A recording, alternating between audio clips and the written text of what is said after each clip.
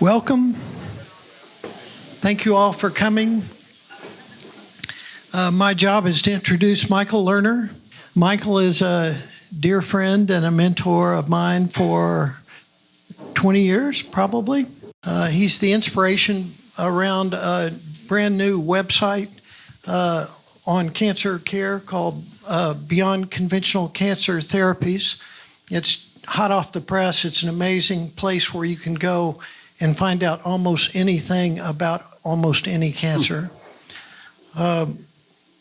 He is founder of Commonweal in 1976, which is an amazing program. And he is the recipient of the MacArthur Prize on Public Health. He is he started a program called Cancer Help Program, and it's been around for 33 years. He co-founded that with Dr. Rachel Rimmen. That is where I met him.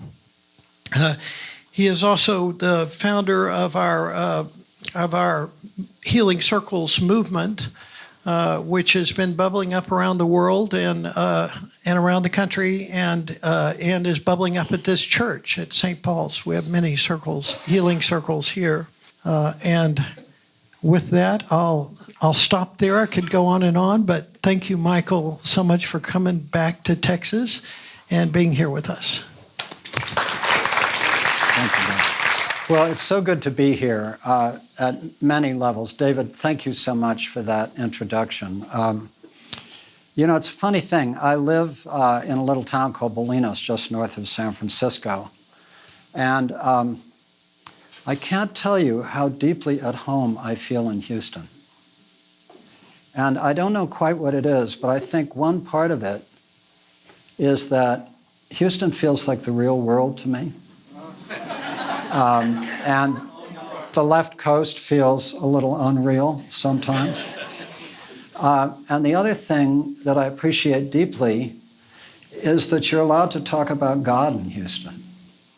And it's really hard to talk about God on the left coast. So, and that's hard for me because however you understand God or the divine or the numinous or whatever you want to call it, it's the center of my life, you know?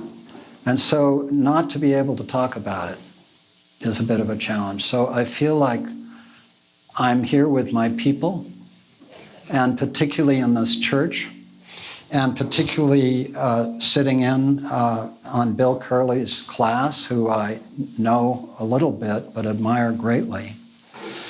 And so I hope this is useful to you.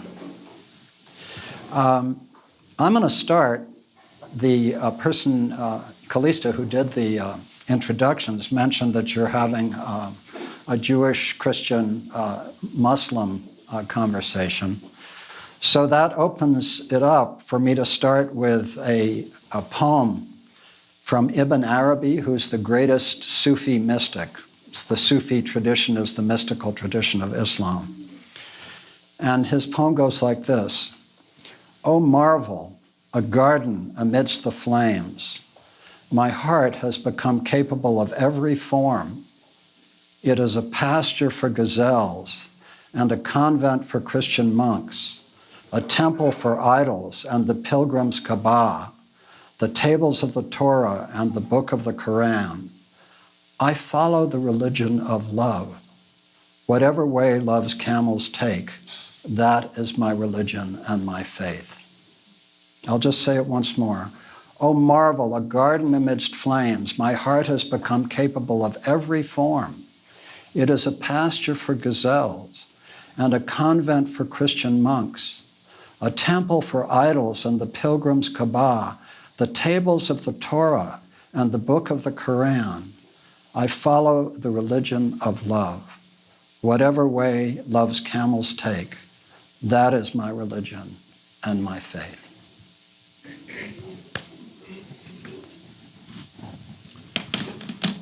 I understand that Bill Curley sometimes talks to you about Richard Rohr. Is that the case? Yeah. And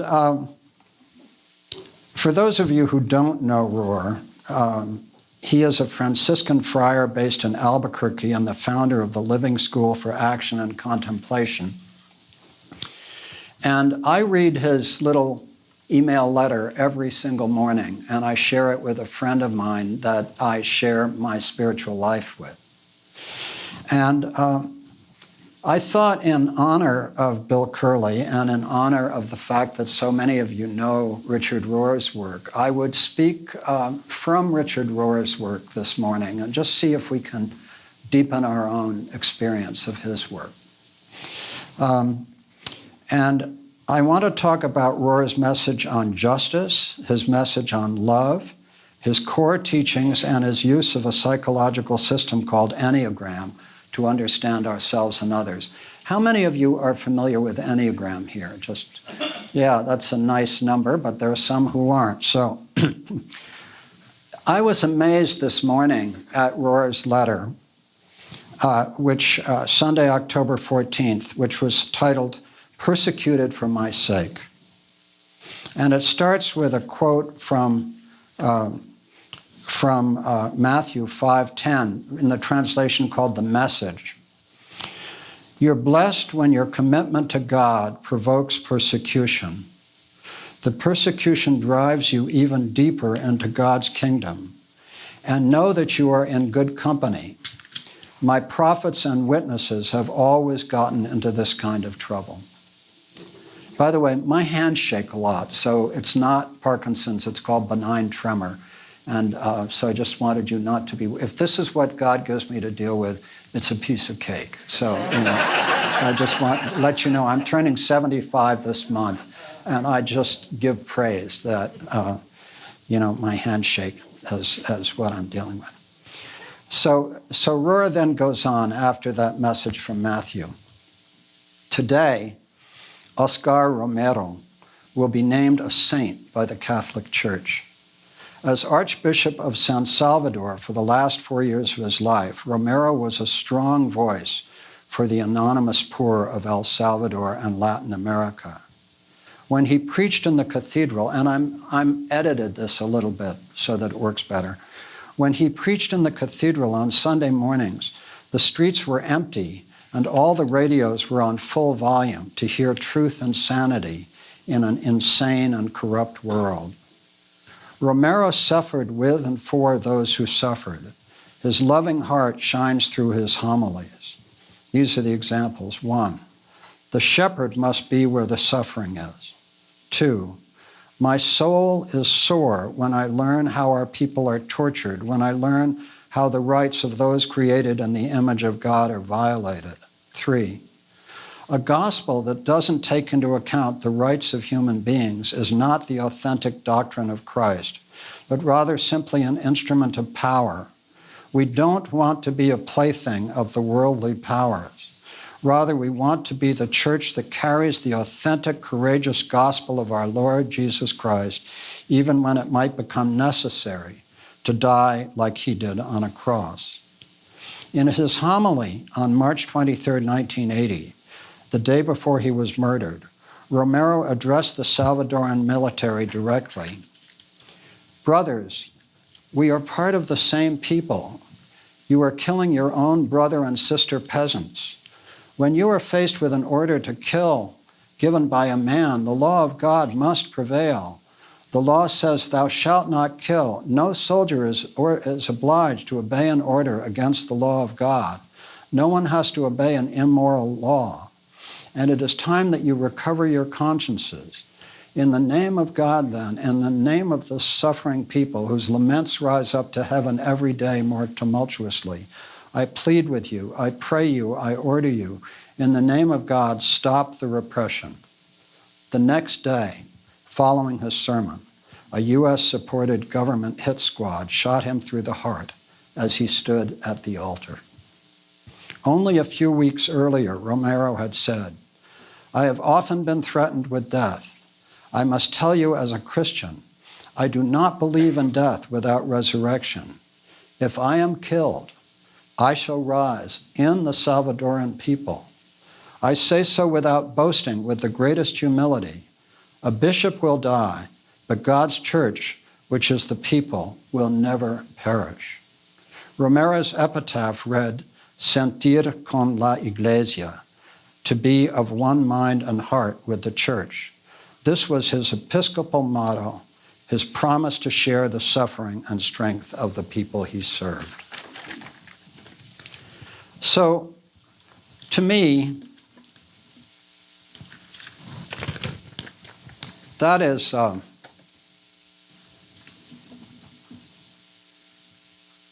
a reminder of how difficult it is to live in the spirit of the living Christ. The way I understand, and I think the way Rohr understands Jesus and the Christ, Rohr says the Christ is not Jesus' last name. You know, Jesus was a historical figure, but Rohr understands what Matthew Fox calls the cosmic Christ. In fact, I think Rohr's most recent book is called Christ is Another Name for Everything. And he says another name for everything, not the only name for everything, but rather that at the heart of what the great mystics teach, it is that there is one truth and many paths to that truth. And that at that level, the teachings of the Christ, the teachings of the Buddha, the teachings of Muhammad, the teachings of all the great religious and spiritual traditions are one. Now that differs, obviously, from the exoteric version of these religions, which almost always claim that their one way is the only way. And we have to understand that because it's not that the religions are bad to be that, it's that if you want to build an organized religion and function in the world and get money from people and so on, what do you need to do? You need to build a brand. And you need to say that your brand is better than other brands. And that's why the organized religions say that. But the mystics who founded these religions, who felt that single light that comes down in different prisms to different communities and different cultures, they understood that they were seeing a single light. And they understood what Richard Rohr understands, which is Christ is another name for everything. And so, at the heart of that understanding of what the cosmic Christ, the living Christ, means, I'll read Rohr's letter from last Thursday, October 18th, on the power of love. So notice he goes from an engaged Christianity, which in the name of the historical Jesus was a ministry focused on the poor, focused on the neglected. He goes to this incredible mystical insight into the power of love. And he's quoting from the anonymous 14th century author of The Cloud of Unknowing, which conveys the fathomless mystery of God, that God can only be known by loving presence, by contemplation. The Cloud of Unknowing was the inspiration for practices such as centering prayer. I understand you have a centering prayer group, and Christian meditation. So here's Rohr's quote from this 14th century author, anonymous, of The Cloud of Unknowing. Lift up your heart to God with a gentle stirring of love. Focus on God alone. Don't let anything else run through your mind and will. Here's how. Here's how. Forget what you know. Forget everything that's going on in the world until your thoughts and emotions aren't focused on or reaching toward anything. Let them be. For the moment, don't care about anything. The first time you practice contemplation, you will only experience a darkness, like a cloud of unknowing. You won't know what it is. You'll only know that in your will, you feel a simple reaching out to God. You must also know that this darkness and this cloud will always be between you and your God. Whatever you do, they will always keep you from seeing God clearly by the light of understanding in your intellect, and will block you from feeling God fully in the sweetness of love in your emotions. So be sure you make your home in the darkness. Stay there as long as you can, crying out to God over and over again because you love God. It's the closest you can get to God here on earth. By waiting in this darkness and in this cloud, work at this diligently as I've asked you to, and I know God's mercy will lead you there. He concludes, look, every rational creature, every person, and every angel has two main strengths, the power to know and the power to love. God made both of these, but God is not knowable through the first. To the power of love, however, God is entirely known, because a loving soul is open to receive God's abundance. God's very nature makes love endless and miraculous. God will never stop loving us. Consider this truth, and if by grace you can make love your own, do. For the experience is eternal joy, and its absence is unending suffering. So notice how he goes from this totally dedicated commitment to Oscar Romero, who's just become a saint in the Catholic Church, and to Romero, who was shot through the heart by the powers of this world. Notice how he goes from that to this deep mystical understanding of the power of love. So before I talk about Enneagram, I want to talk about Rohr's 7 core teachings, which, again, are not Rohr's alone. The beauty of Rohr is that he is summarizing so much of what's called the Perennial Philosophy, which is at the heart of all the great spiritual traditions. So his first belief is that the top-down hierarchy approach of Western Christianity since Constantine has held ecumenical traditions back for centuries. He aims to reverse this by bringing in teachers and teachings from all the great traditions. Now notice that it is the top-down hierarchical approach of Western Christianity since Constantine. What happened with Constantine? We all know this. The teachings of the living Jesus, of the living Christ, needed to become a credo for an empire, the Roman Empire. So what did they need? They needed to build a brand. So what does a brand do? A brand says these 4 Gospels is how to understand Jesus. And anything outside of that is heresy, and you may be burned at the stake for suggesting that the Gospel of Thomas, for example, one of the great Gnostic Gospels, may actually be a deeper understanding of what Jesus said. Given that the Gospel of Thomas, I was just with Elaine Pagels, who a famous Princeton scholar, who translated the Gospel of Thomas at the MacArthur Fellows meeting in Chicago just before I came here. And Elaine Pagels says, guess what? The Gospel of Thomas used to be considered a kind of bastard gospel of a late date, but it's actually earlier than any of the canonic Gospels. And then she is very careful not to say that it was Jesus who did it, but she said what we know from text about the Gospel of Thomas is that it came from a first-century rabbi who was probably allied with the Essenes and who was drawing on the Kabbalistic tradition, which had existed for 1,000 to 1,400 years before that. So if we connect the dots, because we're not scholars and we're allowed to do this, and if we read the Gospel of Thomas, which is unbelievably beautiful and deeply in the Perennial Philosophy, then we can suggest that the Gospel of Thomas is a way of interpreting the canonic Gospels that brings us even closer to the historic Jesus and to the living Christ. So the first, as I said, was that he believes that the top-down hierarchical approach of Western Christianity since Constantine has held ecumenical traditions back for centuries. He aims to reverse this by bringing in teachers and teachings from all great traditions. The second is, he believes the future of people of faith will have to be awakening to a bottom-up approach. He practices this in his applied values and strong Catholic emphasis on the option for the poor, which is also deeply part of the Methodist tradition. The third, which is so beautiful, he sees Jesus' death and resurrection as an archetype from the movement from the false self to the true self, from who you think you are to who you are in God. The fourth, he sees Franciscan spirituality as a third way focused on gospel, justice, and compassion. And the fifth, and this is so important to me, is that the perennial philosophy forms the basis of much of Rohr's teaching. Now, the perennial philosophy is a phrase that went back to the dissident Jewish philosopher Leibniz, who lived in Amsterdam and in Holland in the, I think, 15th century.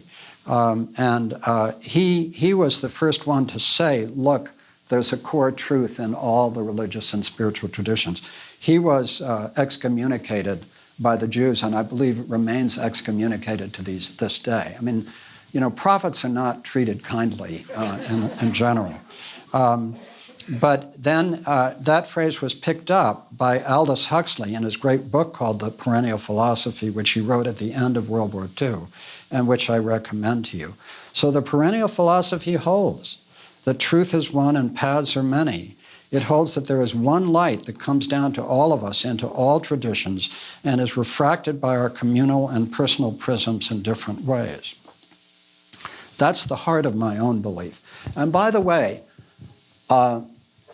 this belief in the perennial philosophy is contradicted by many of the great scholars of religion. Because, so for example, my good friend Mary Evelyn Tucker, who's an extraordinary philosopher of religion and historian of religion, she says, no, actually the perennial philosophy is not true of all religions. It isn't in the Confucian and Taoist traditions, for example. And I also did a conversation with a great sociologist of religion from UC Berkeley, whose name escapes me right now. And I said to him, do you believe in the perennial philosophy? He said, absolutely not. So what the scholars have to do is they work with the written text. And so they focus on what is written and on the different ways that the written texts, quote, contradict each other. But I believe there's a different level. And I am not troubled by the scholastic differences between different religious texts. So for me, it's an article of faith, and it's an article of perception, and an article of intuition that there is one truth. I choose to believe that. I can't know that cognitively, intellectually, but the one God, or the divine, or the numinous. For example, Buddhism is not a theistic religion, but I see Buddhism in its commitment to the emptiness and what comes out of the emptiness as an equal access point. In fact, in many ways, Buddhism is, for our time, one of the best operating systems for getting to the divine, because it doesn't require belief in God. Many people don't believe in God, so it doesn't have to be about belief. So there are many, many people for whom Buddhism is simply a much better way. For whatever historic reasons, I need an incarnated God. But that doesn't mean that I haven't learned deeply. I mean, when people ask me what I am, I sometimes say I'm a Jewish, Christian, Buddhist, yogic Sufi with Taoist influences. So that's, and I say that lightly, but actually those 5 traditions have each, in my 75 years on this planet, in one way or another, they've opened up to me for profound periods of time and influenced me deeply. And I come back to them in some kind of order. But for me, even though all of those are true, the way the divine comes to me is as the living Christ. And so, but I understand the living Christ not simply as the historical Jesus, but as I said, as indistinguishable from Krishna, Buddha, all of the others. But it comes to me as the living Christ. That's the prism through which it comes to me. So Rohr's essential message focuses on the union of divine reality with all things and the human potential and longing for this union. He is a powerful believer in the calling to serve peace, justice, the poor, and the disenfranchised. So he's this unusual combination. Many people who have Rohr's mysticism divorce their message from any social message. And actually, that's an easier way to be, because there's a reason to do that. Because if you commit to a social message, it'll work for some people, but it won't for others. And that's a really powerful issue, particularly in a country and in a world that is divided as it is now. And so for myself, I can't make my friends based on people's politics. I just can't do that. I have friends who are conservatives, I have friends who are progressives, and I have friends in that huge part of the American people in the middle. And I understand, for whatever reason, I was given, partly on the Enneagram, I'm a 5, which is the observer, which some of you understand, but I can understand every political point of view. I can have compassion for every political point of view. I happen to have my own political point of view. But in the Cancer Help Program, which we've done for 33 years, and it's the heart of my work, we've done 202 week-long retreats. What heals in the Cancer Help Program is the power of love. That's what heals. And I want an evangelical, right-wing military Christian to be just as comfortable in the Cancer Help Program as a progressive leftist. And therefore, in the Cancer Help Program, we leave politics at the door, because politics divides us, and the healing power of love, and when we need healing, it unites us. And so for me, this is complex territory, because there are people who will say, you've got to be politically committed in your religion, or they will say, either on the left or the right, or they will say, I am a mystic, I step back from all of these things, I'm not concerned with politics, I'm just going to go into the inner life. But for me, I prefer to live with this tension, what Parker Palmer calls living in the tragic divide. I prefer to live with the truth that unless I'm with Richard Rohr and with this church in my commitment, and with Jesus, in my commitment to the poor and the disenfranchised, I am not whole. And at the same time, unless I have deep compassion for the very good people on every side of the political divide in the United States, I am not whole. I sat on the airplane coming here from Chicago with a woman and her husband who were coming home. And she had worked in industry all her life and was dealing with cancer. And so we started to talk. And I'm quite sure that her politics were very different from mine. But it didn't bother me for a moment, because she told me that what enabled her to survive this very difficult cancer was her faith in God. And she told me, I don't see how people who don't have a faith in God can go through this. And she told me that when she was in the ICU right after her surgery, and before her surgery, she had met another woman who was waiting in the waiting room to have her surgery. But the other woman was all alone. And so she walked over to the other woman and said, I see that you're alone. Can I pray with you? And the other woman said yes. And so after her surgery, she just finished with her surgery. And she's in the ICU. And she asked the nurse, is the other woman, she uses her name, nearby? And she said, yes, she's two doors down. So she got her pole with her transfusions. And she got out of bed and she began walking out the door. And the doctor said to her, what are you doing? This is the ICU. And she said, I'm not sick. I met Betty before the surgery and she had no one with her. I'm going down to her room to pray with her. Now notice, there's nothing about politics there. So this is the place that I think we need to navigate in our lives with the greatest love and compassion and wisdom, which is, how do we hold this fragmented country and this fragmented world where we are called, whatever our politics, to take different positions, and yet understand that those positions are just the surface of who we are. and that there are profoundly, profoundly good people in every part of the political spectrum. At least that's how I hold this. So I want to point out, being here at this wonderful Methodist church, that the early Methodist followers of John and Charles Wesley and George Whitefield took the message of Christ to laborers and criminals and the developing working class. In the United States, Methodists became the way of religion for many slaves who later formed black churches.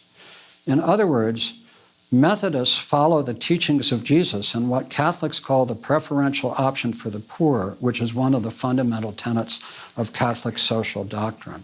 So I think that's one of the reasons that I feel particularly comfortable in this church, because this is a church that follows the original impulse of the Methodist, which was the original impulse of Jesus and the original impulse that Richard Rohr talks about. So I've talked about Rohr on love, justice, and I've talked about Rohr on love, and I've talked about 7 of his key points. By the way, I didn't mention the 7th, which I'll just mention briefly, and a lot of this I've excerpted and shifted from the Wikipedia entry on Rohr, which is a great reference, and his followers obviously keep up to date. But the influences on Rohr outside of the Christian sources include Buddhism, Hinduism, Gandhi, Martin Luther King, Carl Jung, spiral dynamics, and integral theory. And I won't talk about that, but just to be complete about that. What interests me most about Rohr, beyond his commitment to justice, to love, and his profound ecumenicism, and his understanding of the message of the Christ as a teaching of the Perennial Philosophy, is his book on Enneagram. Now, many of you know Enneagram, so you will forgive me if I speak to those who know less about it, because I have studied archetypal psychologies for 50 years. I studied them at Harvard, at Yale. I taught at Yale in psychology and politics, as David mentioned, and then at Commonweal, I've worked with archetypal psychologies for the last 43 years. And I will tell you that of all the archetypal psychologies that I've studied, Enneagram, to me, has the most predictive power and the most real-world value to us for understanding ourselves and other people. So here's just, Enneagram is a model of the human psyche that describes 9 interconnected personality types. And they're described on a circle from 1 to 9. And the 9 types are, 1 is the perfectionist, 2 is the helper, 3 is the achiever, 4 is the individualist, 5, that's me, is the observer, 6th is the loyalist, 7th is the enthusiast, 8 is the iconoclast, and 9 is the peacemaker. Now, each of these 9 points are then connected by internal lines that are too complicated to go into now, but they indicate the direction that each personality type takes under either stress or in a hard place. They can also have a wing to one side or the other, so if you're a 1, you can have a wing to 2, or if you're a 5, you can have a wing to 4 or 6. And there are also 3 subtypes of each. One is the self-preservation subtype, the second is the social subtype, and the third is the sexual or one-to-one subtype. So that's more detail that you need, but just to give you a sense of the richness of it. So in simple terms, these 9 points with the 3 subtypes give you 27 different forms of personality. And there are many great books on it. The one that I find most descriptive is a book by Beatrice Chestnut called The Complete Enneagram. And I think that's a very extraordinary source, but there are many other good ones. The Enneagram is widely used in divinity schools where students may come from many different traditions as a way of bringing people together. It's used in business by people who have no interest in its spiritual origins to understand workplace dynamics. And it's used by ordinary people like us simply to understand ourselves and our spouses and our children and our parents and the people we work with.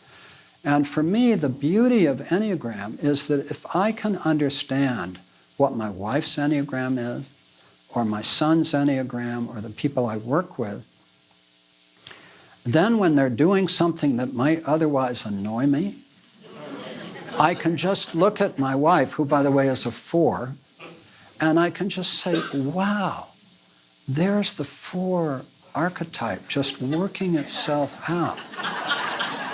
So for example, as the 5, the observer, I'm the most detached place on the Enneagram, right? My wife as a 4 is in one of the 2 most attached places on the Enneagram, the 4 and the 2. So she needs love and assurance that I love her. And I need space and quiet, right? And so we need to navigate this. Now, we've been married for 35 years, and we love each other deeply. But understanding her Enneagram point, which I only began to understand about 3 years ago, has been enormously valuable to our marriage, And the same with the people I work with, So to me, and the beauty of Enneagram to me is that it starts with what's wrong with each of us in some sense, the perfectionist, the helper, the achiever, and so on and so forth. But it also points to our individual path of evolution. It points because each Enneagram point is also a face of God. That's the key point. That all 9 of these are faces of God. So they start with our sin or our, wound, and they end with the divine. So since all of us in this room, in one way or another, are seekers, to have a path that you can look at and see how this works is valuable to some people. Now, I'll tell you, I looked at Enneagram for 20 or 30 years, and it made no sense to me. So if it doesn't make sense to you, I'm with you, But then about 3 or 4 years ago, it just opened up to me. And since it opened up, it's been extraordinarily valuable. But here's the thing that amazes me the most. The 9 Enneagram types track perfectly with the Jewish mystical tradition of the Kabbalistic tree of life. In other words, the Kabbalistic tree of life has 10 points, and one of them is the unimaginable God, but the other 9 are exactly the points on the Enneagram. It tracks perfectly with the 7 deadly sins of Christianity, plus 2 that got lost along the way, right? It tracks closely with Dante's circles of hell, not perfectly, but closely. It tracks closely, but not perfectly, with the DSM, which is the Diagnostic Psychiatric Manual. In other words, the modern character types are close, but not perfect. And the type that is most missing in the DSM? It's the 3, which is the achiever. Why? Because the United States is an achiever culture. And so the achiever archetype is considered normal, right? So they don't include it, right? So it tracks closely with the Diagnostic Psychiatric Manual. But here's the one that blew me away completely. And by the way, all of this is in Beatrice Chestnut's book, where she describes this. It tracks exactly with the lands Odysseus visits in the Odyssey on his way home from Troy in the same order as the Enneagram. It tracks precisely with the lands Odysseus visits on his way home from Troy in the same order as the Enneagram. So how can the Kabbalistic tree of life, which is like 3,000 years old, and the Odyssey, which is 3,000 or so years old, have exactly the same 9 points? And then Catholicism, Christianity had it but lost 2. And then the DSM still has it but is a little screwed up, and Dante's circles of hell. How can that be true unless the Enneagram points to 9 character structures that have been constant, at least in the West, both in the Abrahamic faiths and in the Greek tradition, for thousands of years? So I'm somebody who likes old things. I like old cars, old houses, all kinds. I'm attracted to tradition. And so for me, when I inhabit the Enneagram as a way of understanding myself and others, and when I understand that Richard Rohr was one of the, great early introducers of Enneagram into the Catholic community, again, I feel such a deep connection with him. You know, there's a wonderful story which Richard Rohr tells. He was in a monastery with some monks teaching them Enneagram. And all these monks, didn't want to connect with the world. They wanted to be off by themselves, and they wanted the last room on the hall in the dormitory. And he said, I used to think you guys were so spiritual, but now I just understand you're all Enneagram 5s, And yeah. So, in conclusion, I am deeply moved by Richard Rohr. I love his teachings on justice, on love, and on Enneagram as a tool for understanding ourselves and others. I love his rooting of the teachings of the cosmic Christ in the Perennial Philosophy, which tells us there is a core teaching in all the great religious and spiritual traditions. That teaching, as I understand it most simply, is this. As human beings, we're all physically given 3 things: our hearts, our heads, and our hands. Our hearts are made to love, and kindness is love with its work boots on. Our heads are made to seek wisdom, and the only true wisdom is humility, that we know that we do not know. Our hands are made for service, because only in serving others can we express our oneness with love and with the wisdom of humility. None of us can do any of this perfectly. We are each radically imperfect human beings. But Enneagram teaches us that our wounds are actually openings to the light, that the passions of our 9 personality types point to the virtues of our types, and that the habits of mind or fixations of our personality types can lead us to the holy ideas that guide us. I will close with my favorite lines from the Hebrew Bible, the Old Testament, from Micah 6:8. He has shown you, O mortal, what is good.